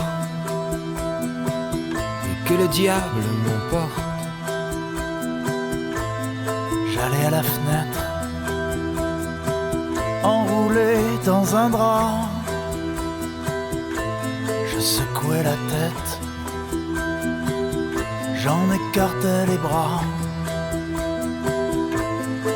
J'avais des hauts, j'avais des bas, j'avais plus ou moins chaud toute la vie devant moi. J'avais des hauts, j'avais des bas, je crois que j'en voulais trop, j'ai même eu Ce que je ne voulais pas, ce que je ne voulais pas.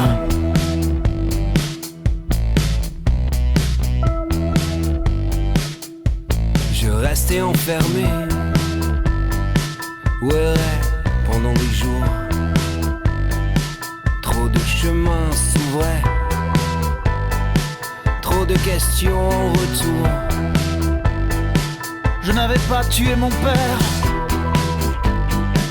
mais je ne me souvenais pas ce qu'il me disait de faire ou ce qu'il ne disait pas.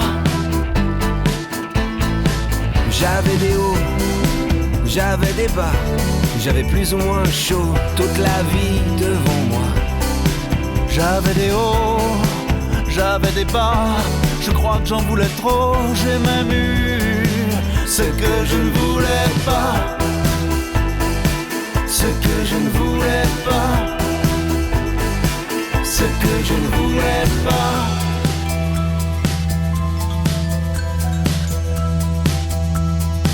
Ce que je ne voulais pas.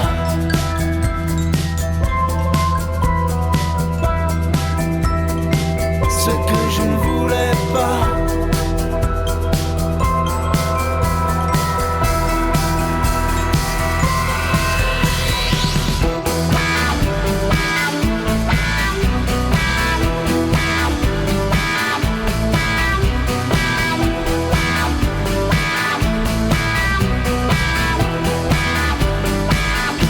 Chaque jour je me tenais prêt,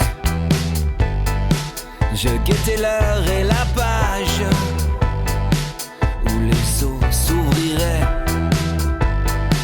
me laisseraient un passage. L'espoir me faisait vivre, l'attente me rendait nerveux. Je trouvais dans les livres de quoi patienter un peu. J'avais des hauts, j'avais des bas, j'avais plus ou moins chaud toute la vie devant moi. J'avais des hauts, j'avais des bas, je crois que j'en voulais trop. J'ai même eu ce que je ne voulais pas, ce que je ne voulais pas, ce que je ne voulais pas, ce que je ne voulais pas. Ce que je ne voulais pas,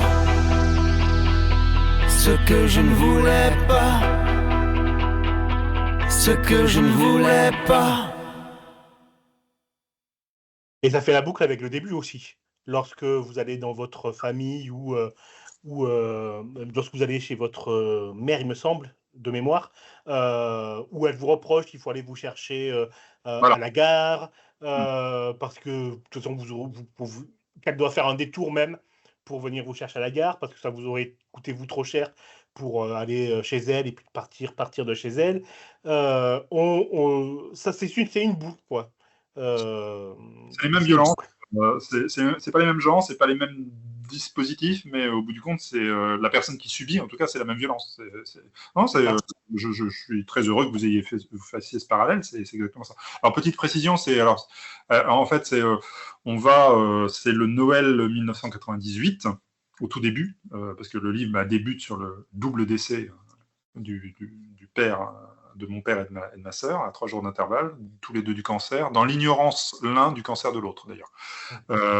Puisque mon père, je ne l'ai jamais connu, et ce que je dis dans le livre, divorce, voilà, c'est les familles de l'époque, la famille de la fin des années 70, donc les fameuses filles mères, comme on les appelait à l'époque, donc ma propre mère, et les pères qui se barrent. Moi, je suis de la génération des parents divorcés et compagnie, etc. Bref. Donc, il y a ce double décès, et on est au premier Noël après le décès de ma sœur. C'est-à-dire, donc ça se passe en fait chez les beaux-parents. C'est pas chez ma mère, ça se passe chez les beaux-parents. Et donc du côté de Nantes. Et il pleut sur Nantes d'ailleurs, donne-moi la main. Donc ça se passe là, et comme pour aller jusqu'à Nantes, faut y aller, quoi. C'est compliqué. Enfin, au minimum, faut prendre le train.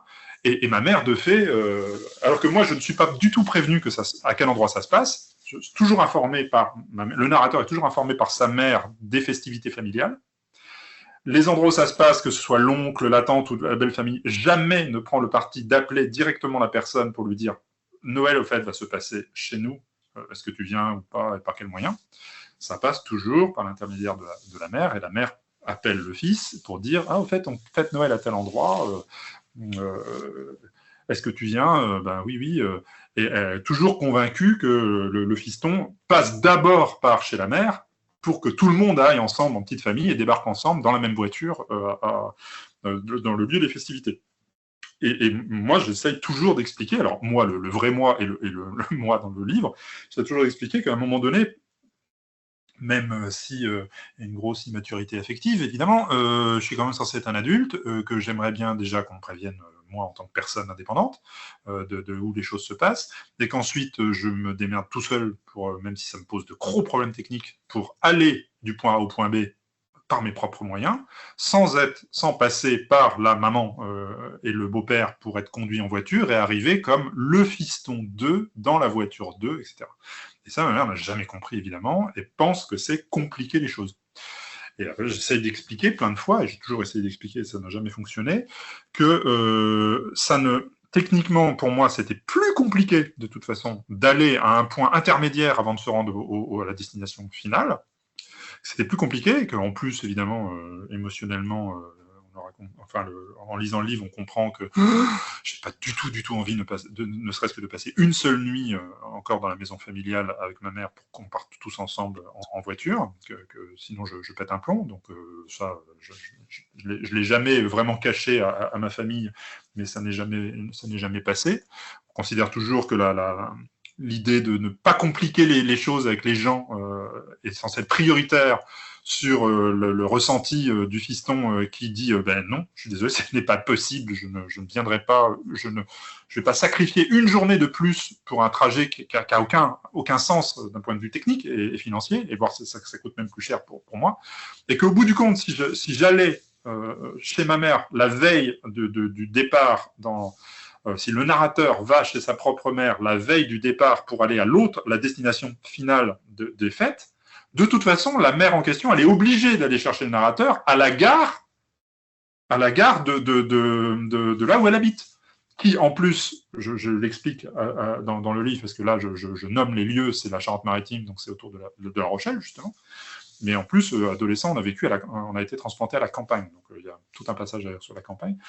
Et on est beaucoup plus loin de la gare, parce qu'il faut soit aller à la gare de La Rochelle, qui est à 30 km de l'endroit où ma famille de l'époque habitait. Donc, l'effort d'aller chercher le fiston à la gare, c'est 30 km de voiture à faire, alors que si je vais moi-même par mes propres moyens à la destination finale, même si évidemment, alors c'était vers Nantes, mais en fait c'était pas Nantes, c'était Saint-Nazaire, Saint-Brévin, il n'y a que 3 km pour aller à la gare. Mais pour la maman, c'est évidemment, c'est compliquer les choses. C'est-à-dire, on doit venir tu n'es pas autonome, tu prétends venir par tes propres moyens, mais il faut quand même aller te chercher à la gare. Et j'explique, mais tu n'as que 3 km à faire pour aller venir me chercher à la gare de Saint-Nazaire, alors que si je passe par chez toi avant, ça me fait partir une journée avant, et c'est 30 km de plus à faire. Donc, je n'avais jamais compris, évidemment. Et j'explique, j'essaie d'expliquer dans le livre, c'est vrai que j'explique beaucoup de choses, hein. On empêche peut-être le lecteur de lire vraiment ce livre au bout du compte. Mais en gros, j'essaie de dire, c'est une violence hallucinante. Elle ne comprend pas, enfin c'est pas ma mère, mais c'est une génération ne comprend absolument pas, et puis surtout c'est un truc sur le DIP, enfin c'est complètement dingue, c'est les personnes adultes qui n'arrivent pas à comprendre que techniquement on essaie d'évacuer les affects, les émotions. Là, chère maman, tu es en train de m'imposer un choix qui est plus compliqué pour moi, et pour tout le monde, au bout du compte, uniquement pour se donner l'impression qu'on arrive tous ensemble. Enfin, il y a un truc complètement... Et j'essaye de dire dans les diverses descriptions de l'oppression que la famille, évidemment, est la première instance d'oppression, surtout pour un homosexuel, et que non, quoi. Moi, après, personnellement, le narrateur, personnellement, c'est hors de question qu'il sacrifie une journée supplémentaire pour qu'en plus on fasse 30 bandes de plus, pour ensuite se retrouver une journée complète dans une bagnole à faire 350 bandes supplémentaires, alors que c'est un triangle, hein, c'est-à-dire vaut mieux faire le trajet en direct avec un train, quitte à ce que ça me coûte un peu d'argent à moi, c'est mon problème, c'est le problème du narrateur, plutôt que de faire cette espèce de détour à la con, tout ça pour donner l'impression qu'on arrive comme une famille unie, parce qu'il y a ça derrière, évidemment, toutes ces oppressions, c'est ça. Et donc, voilà, ça fait que quelques cases, hein, je pense, ce moment-là, mais c'est ça en plus que dans la vie du gars, et j'essaye de dire qu'en plus c'est générationnel, que c'est pas uniquement moi, ma famille, ma maman, tout ça.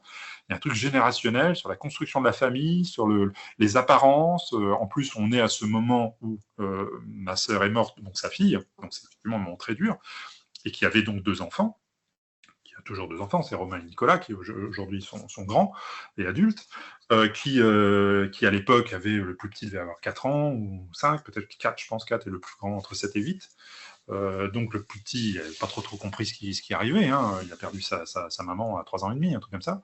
Et le grand, bah, lui, il se prenait tout dans la tronche, et on se retrouve dans cette belle famille avec une morte, en gros, c'est le premier Noël avec une morte, et les gamins vont être pourris de cadeaux qui... Bon, c'était... Enfin, bon, le lecteur verra, mais la scène est atroce. C'est un mur. C'est un mur dans tous les sens du terme. On se prend dans la gueule, un mur de cadeaux pour les gosses, ils n'arrivent même pas à tous les ouvrir, tellement il y en a. Ils se battent entre eux, évidemment, parce que le plus petit, à un moment donné, il langue sur l'un des cadeaux du grand, alors qu'il en a 15 000 à ouvrir encore. Donc le grand le prend mal. Ils sont en train de se battre sur un cadeau, donc forcément, c'est le plus grand qui se fait engueuler par les grands-parents, parce que comme c'est le plus grand, il est censé être responsable du plus petit. Personne ne se rend compte que le plus grand, il a parfaitement conscience qu'il vient de perdre sa mère, alors que le plus petit un peu moins. C'est épouvantable. Ça fait quoi? Ça fait même pas 10 pages en tout, je pense, juste la scène de Noël, mais moi j'en ai un souvenir atroce, sachant qu'on est donc Noël 98 et que j'ai eu la bonne idée à l'époque qu'on me demande j'ai demandé, parce que je ne demandais jamais de cadeaux, mais là j'avais demandé qu'on m'offre Les particules élémentaires de Michel Houellebecq, qui est, on oublie le Houellebecq d'aujourd'hui, hein, mais on se retranspose en 98. Moi, ce récit a été un choc monumental. D'ailleurs, je cite des extraits au moment du retour de cette période de Noël. Je cite des extraits in extenso, avec autorisation, bien sûr.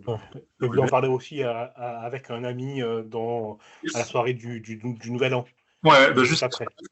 Juste le Nouvel An d'après, où là, c'est une scène plus heureuse, hein, évidemment.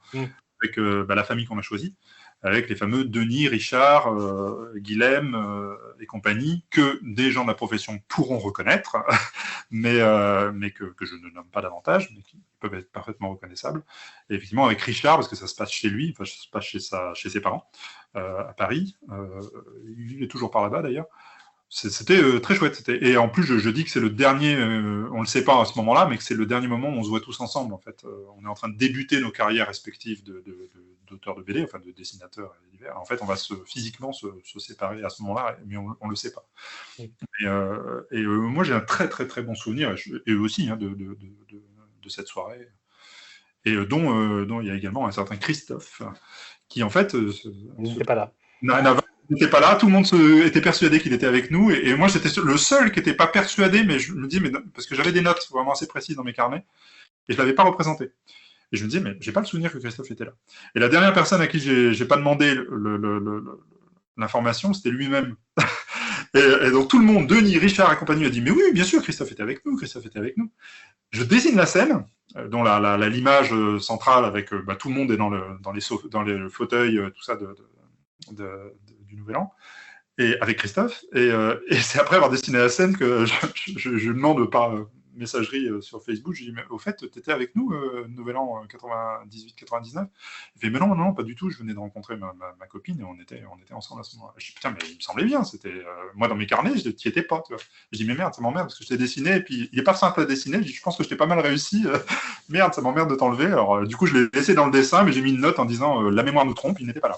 Il n'était pas là. Oui, j'aime bien cette scène, pour la joie qu'elle procure quand on la lit. même si elle se teinte à la fin d'un peu de mélancolie, parce que elle ouvre quand même tout un chapitre sur la solitude ressentie et réelle qui est aussi dans le livre. Je vous ai coupé, allez-y. Non, c'est moi qui suis trop bavard. Au contraire, il faut me couper parce que j'ai l'impression de raconter tout le livre. Donc, c'est un peu ça. C'est-à-dire ma structure dramaturgique, c'est toujours un peu ça. C'est des scènes qui commencent parfois légères et qui se terminent un peu lourdes. C'est le cas de la scène à Rome, notamment. Enfin bon, le festival de Rome, tout ça. Je vais y venir, ouais. Après, on va pas raconter tout le livre. Mais... Alors, on va faire des choix. Je sais pas quoi faire alors. Et puis, je pense malgré tout qu'on peut raconter plein de choses, mais que le lecteur, quand il est face au livre, voilà, il voit autre chose aussi. Hein, donc, oui. Le lecteur ou la lectrice. Oui. Par exemple, ça dépend aussi de notre état. Quand on lit les livres, moi j'ai un ami à qui j'ai prêté vos quatre premiers tomes, qui me les a jamais rendus, je le répète encore. Si jamais tu m'entends. Mais lui, il n'a pas vu ça, il n'a pas vu de violence du tout dans le récit, quoi. Mais parce qu'il vient de la bourgeoisie, pour lui, c'est beau, il a qu'à bosser, quoi. C'était cette violence-là, et il ne se rendait pas compte que c'était encore plus violent ce qu'il disait que ce que le livre racontait. Oh, j'ai eu droit à plein de remarques, surtout à l'époque, hein. Moins maintenant, mais j'ai tout entendu. Hein. Ouais. Mais ça ne m'étonne pas. Je fais le lien là avec la solitude, parce que moi, tout le long du livre, je me suis dit, mais alors vous allez peut-être mal le prendre, mais qu'est-ce qu'il faut encore dans cette ville? Mais casse-toi, quoi. Et il y a une réponse quand même, page 275, enfin un début de réponse. Je dis ça pour les auditeurs, je ne lirai pas la réponse, vous aurez la surprise. Mais c'est vrai que c'est quelque chose, moi, qui m'a... Parce que dans ce livre, donc dans Le Dernier Sergent, vous appuyez un peu plus sur le côté, c'est une petite ville, il y a moins de bonbons, comme vous l'avez dit tout à l'heure. C'est d'ailleurs quelqu'un qui vous le dit aussi dans le livre. Et c'est reconnu, ça. Il y a même Guillaume Dustan qui vous dit, mais qu'est-ce que tu fais là? Tu rencontres personne, comment tu fais pour t'éclater, etc. C'est beaucoup plus dit et reconnu dans ce livre que dans les autres. Je réponds, je ne fais pas. Il dit, comment tu fais? Et je réponds, exactement. Je ne fais pas. Et il dit, putain, mais quelle horreur, quelle misère. Et c'est l'un des premiers à l'époque, surtout chez les homos, et les homos, on va dire, parisiens, et les homos parisiens bourgeois, parce que Guillaume Dustan, quand même, était d'un milieu très, très bourgeois. C'était l'un des premiers de cette culture, de ce milieu et de cette ville, à vraiment, je l'ai vu, alors je le mets dans le livre, où j'ai senti vraiment la sincérité quand il a dit, mais bon sang, mais c'est pas possible, quoi. Et après, alors je le mets pas là, il dit, moi j'écris des livres contre ça, quoi. J'écris des livres pour qu'on s'en sorte, quoi, de ça. Mais je dis, bah oui, mais je fais pas. Et je dis, mais tu sais, mais c'est la majorité des gens, quoi. Alors là, hétéro ou homo, quelle que soit l'obédience ou quoi que ce soit, quand on n'a pas le choix, on n'a pas le choix. Hein. La majorité des gens n'ont pas le choix. Donc c'est une partie de réponse de quitter la ville, mais c'est pas que quitter la ville, mais c'est pourquoi tu quittes pas ta femme, pourquoi tu quittes pas ton mari qui est violent, pourquoi tu ceci, cela. Mais on n'a pas le choix, on ne peut pas. Même aujourd'hui, quand encore, parce que tout n'est pas rose, hein, quand on me dit mais le fameux déménage, t'as l'argent, tu te prêtes caution. Alors surtout aujourd'hui c'est pire encore qu'à l'époque. Tu te prêtes caution, on fait comment? Et puis le déménagement, tu fais comment? Quand t'as pas de voiture, tu payes comment? Le déménageur, c'est 3000 balles, hein, donc non, on n'a pas le choix, on reste et on souffre. Et puis voilà, c'est comme ça, et on essaie de faire avec. On continue, comme dit l'autre. Je vais vous dire pêle-mêle ce que j'ai trouvé, tout ce qui m'a marqué dans votre livre, et puis je vous laisserai choisir un sujet, parce que c'est bientôt 21h, je ne veux pas trop abuser non plus, et surtout, comme vous venez de le faire remarquer, chose auquel je n'avais pas pensé, c'est vrai, moi je suis parti pour parler de tout le livre, mais il ne faut quand même pas trop spoiler. On m'a dit beaucoup. Ouais, donc je disais tout à l'heure, je vais repartir sur ça, tiens, je disais tout à l'heure que vous appuyez sur... moi, j'ai eu l'impression que vous appuyez sur des thèmes tout à l'heure, dans ce livre, pardon, qui était déjà présent forcément dans le premier cycle, mais en appuyant beaucoup plus. Alors, la solitude, le mépris de classe, avec une séquence hallucinante sur le voyage à Rome. mais je disais ça moitié rire, moitié, mais c'est pas possible, quoi. Le voyage à Rome, c'est multicouche. Hein. Non, je vais vous laisser continuer, mais c'est multicouche, parce que c'est violence de classe, mais c'est tout un C'est vraiment, à soi seul, c'est un livre complet. C'est-à-dire, la scène elle-même, il y a plein de scènes comme ça qui pourraient être des petits livres ou des comics, on va dire comme dans Cages de McKean, en fait, qui pourraient être complètement indépendants. Et d'ailleurs, cette scène, c'est la première scène que j'ai dessinée du livre. Enfin, je veux dire, indépendamment des scènes avec Antoine qui étaient déjà dessinées 15 ans avant, évidemment. Mais j'ai commencé par cette première scène. J'avais très peu de notes, d'ailleurs. J'ai quand même des carnets, il s'est quand même noté le voyage à Rome, et notamment le croquis qu'à un moment donné le narrateur fait du Circo Massimo. Le croquis, il existe vraiment, et il est d'ailleurs beaucoup plus grand en vrai, beaucoup plus, il fait deux pages. Mais donc voilà, c'était fixé le voyage à Rome, mais j'avais un souvenir extrêmement net de ce festival. Et quand les contrats ont été signés, quand la décision a été prise, quand la négociation a été faite, et quand on a décidé que ça serait ce récit-là qui allait être publié, le récit Antoine, donc le dernier sergent, moi, dans ma tête, la première scène que je devais dessiner, puisque j'avais peu de notes, c'était la scène à Rome. Donc elle fait 39 pages exactement, bon 40. Et j'ai les toutes premières pages dessinées, c'est le festival à Rome, Roma 1999, je ne sais plus comment il s'appelait à l'époque. Voilà, donc je vous laisse, c'est moi qui vous ai coupé. Non, pas de problème. J'allais dire que ouais, j'avais trouvé ça ahurissant, un mélange de rire et de consternation et je sais, j'ai pas de mots, mais effrayant, quoi. J'ai trouvé ça, grosso modo, notamment la scène où vous êtes dans une sorte de fête et vous levez les yeux et vous voyez vos dessins, quoi. La grande Gay Pride de Rome, en fait. Oui. Parce que le festival de la BD de Rome de l'époque se déroulait, la grande double page de la Rave Party, se déroulait à la même période que la Gay Pride. Voilà, donc on est au mois de mai. Oui, c'est des notifications sonores de mon... C'était moi. Non, je suis désolé, je ne sais pas ce qui se passe là, je n'ai jamais reçu autant de mails en même temps de toute ma vie quasiment. J'en profite pour juste jeter un coup d'œil. Non, en plus, c'est une notification à la con, donc on la vire. Voilà. Donc, oui, bon, en même temps, j'ai envie de dire, c'est vous qui spoilez quasiment le truc, parce que c'est le sommet de la scène, c'est-à-dire, il y a tout ce qui se passe en amont.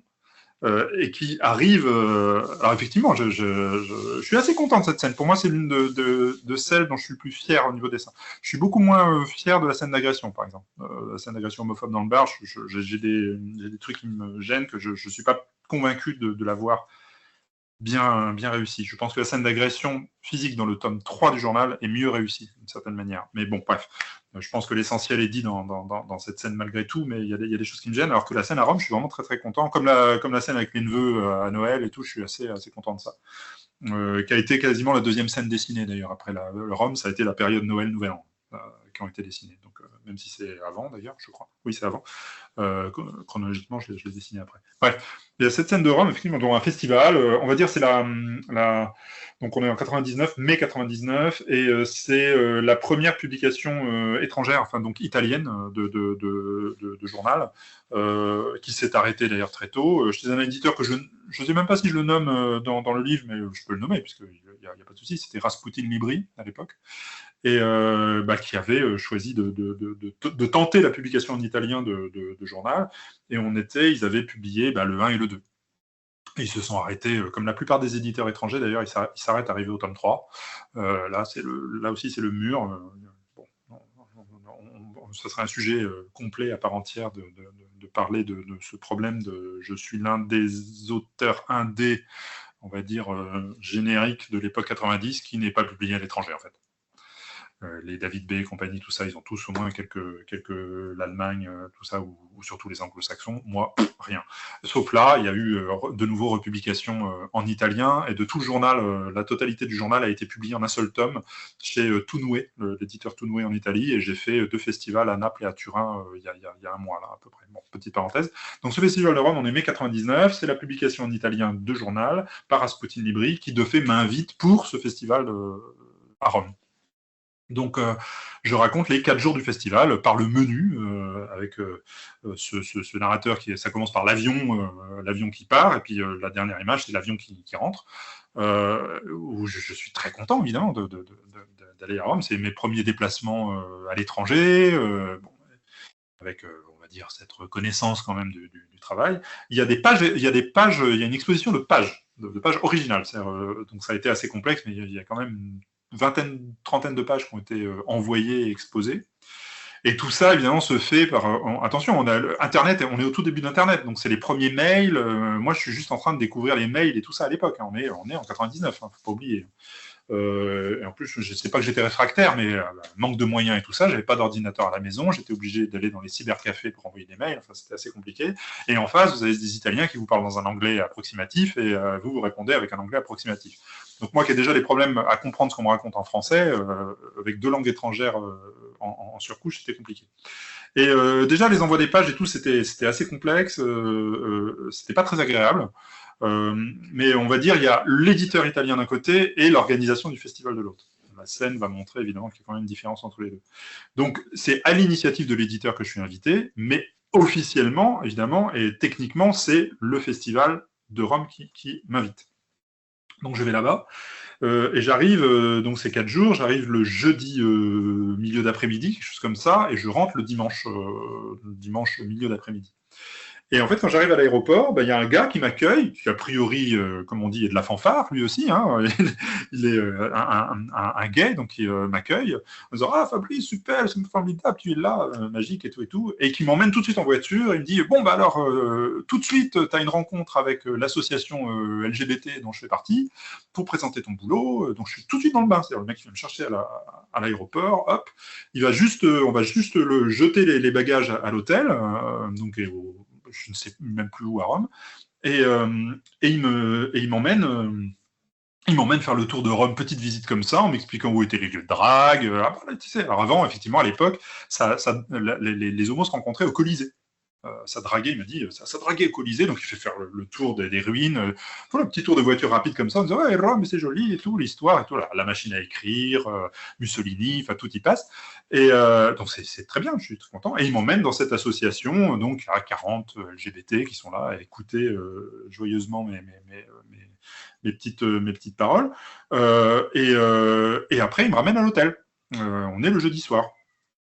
Et je lui dis quand même à ce moment-là, bon, et du coup, pour demain, comment ça se passe, quoi? C'est le festival et tout ça, où c'est? Et en gros, il me répond qu'il n'en savait pas grand-chose, mais que de toute façon, je vais être au courant, enfin, il n'y a pas de souci et tout. Et, bon. Comme c'est mon premier déplacement à l'étranger et que j'ai 30 ans, quoi, je me pose pas de questions. Et n'oublions pas, quand on est invité en festival, aujourd'hui, même à l'époque, vous êtes accueillis, on vous emmène à l'hôtel, et généralement, vous avez un courrier, une lettre, une enveloppe avec... voilà où vous allez manger, voilà votre badge, l'organisation, l'intendance, on va dire, technique. Et donc, il me laisse le jeudi soir après la rencontre avec les LGBT. Mais je sais pas, je raconte ce truc, mais faut peut-être pas que je raconte. Laissez la surprise au lecteur, ça fait un petit...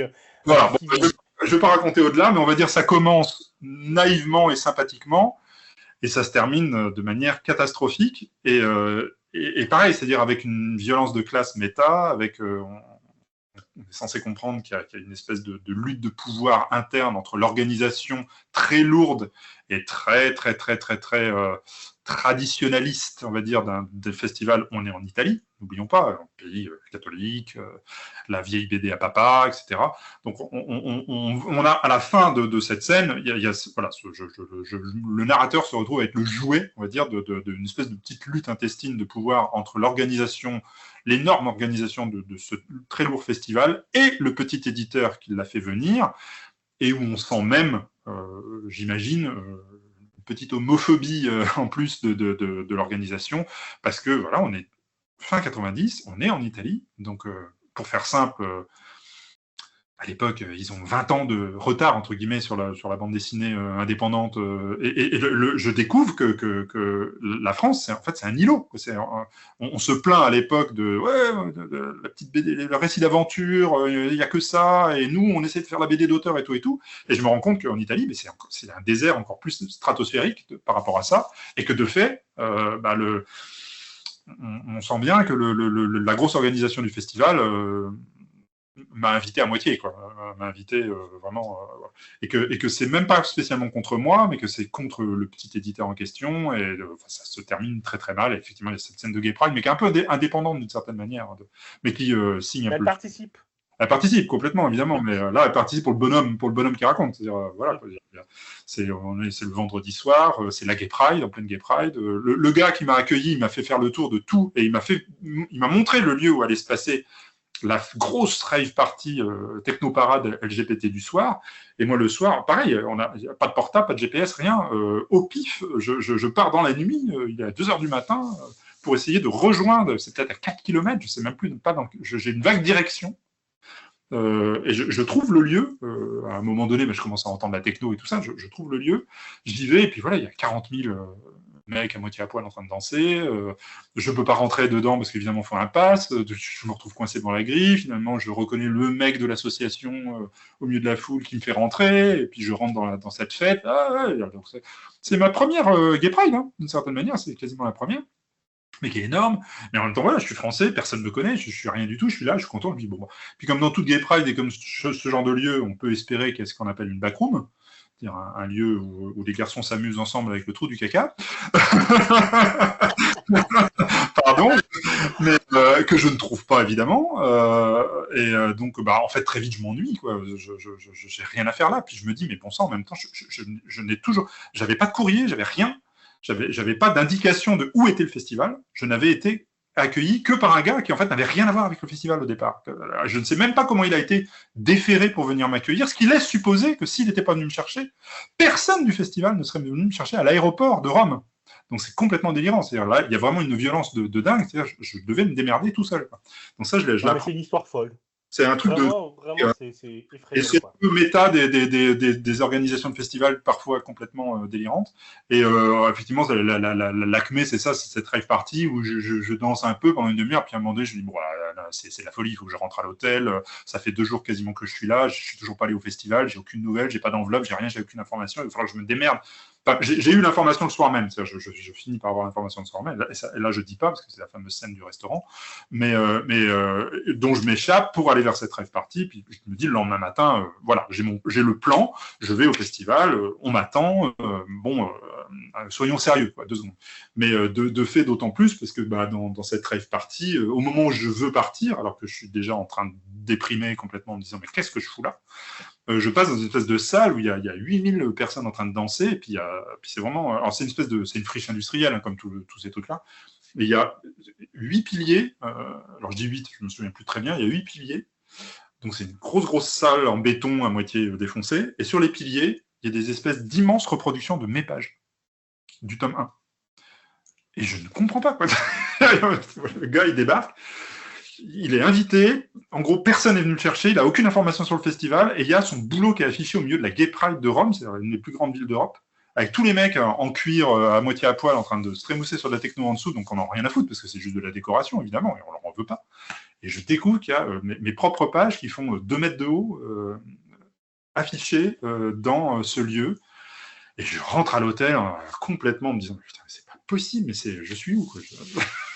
Voilà. C'est la folie, cette histoire, c'est la folie.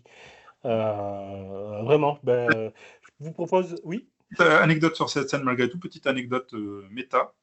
Alors, personne ne peut s'en rendre compte, donc je le dis, je fais une référence directe à la scène d'un autre auteur, qui est l'auteur Seth, l'auteur américain Seth, qui a fait une scène sur un festival qui s'appelle Calgary. Donc c'est le festival de Calgary, et je copie quasiment presque page à page. Alors bon, sa scène doit faire une quinzaine de pages peut-être, ou une dizaine ou une douzaine.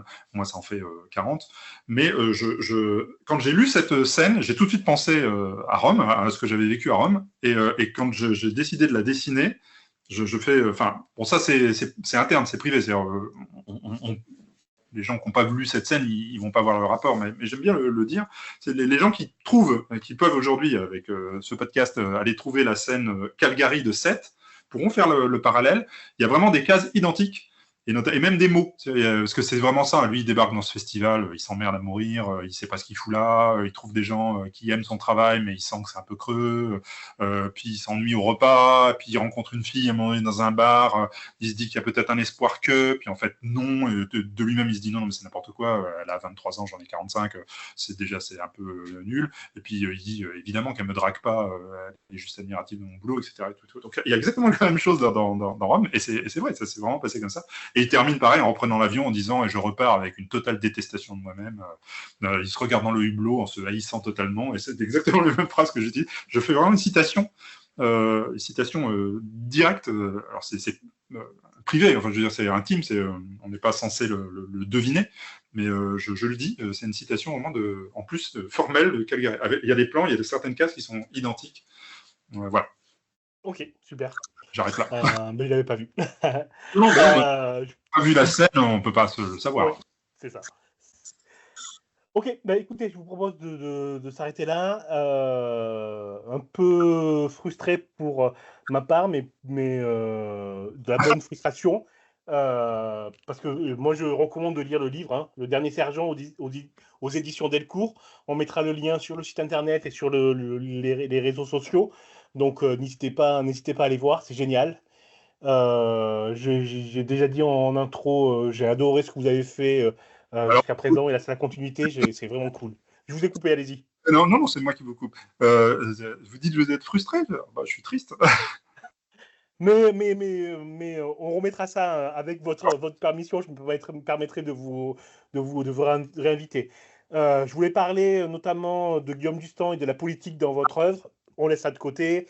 D'autres choses aussi, l'Ego Comics, mais bon, si on se lance là-dedans, on est là jusqu'à demain matin, donc il faut arrêter.